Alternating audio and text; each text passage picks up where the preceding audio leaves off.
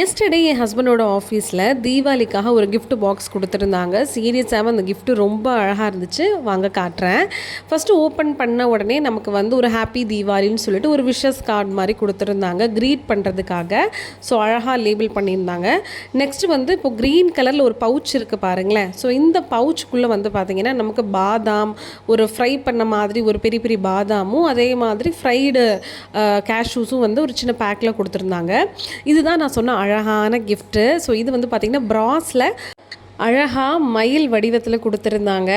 So இதுக்கு வந்து நமக்கு 5 முகம் இருக்குது. 5 தெறி போடுற மாதிரி நல்ல குவாலிட்டியாக இருந்துச்சுன்னு சொல்லலாம். நெக்ஸ்ட்டு ஒரு ஸ்மால் பாக்ஸில் மிக்சர் ஃபில் பண்ணி கொடுத்துருந்தாங்க.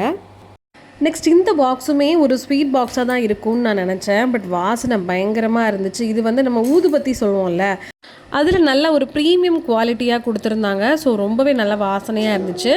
நெக்ஸ்ட் வந்து 2 ஸ்வீட் பாக்ஸ் இருந்துச்சு. அதில் ஒன்று வந்து நம்ம பால்கோவா இருக்குது பார்த்தீங்களா, ஸோ அந்த டைப்பில் தான் இது ஜாங்கிரி போட்டு அந்த மாதிரி கொடுத்துருந்தாங்க. நட்ஸோடு இருந்துச்சு.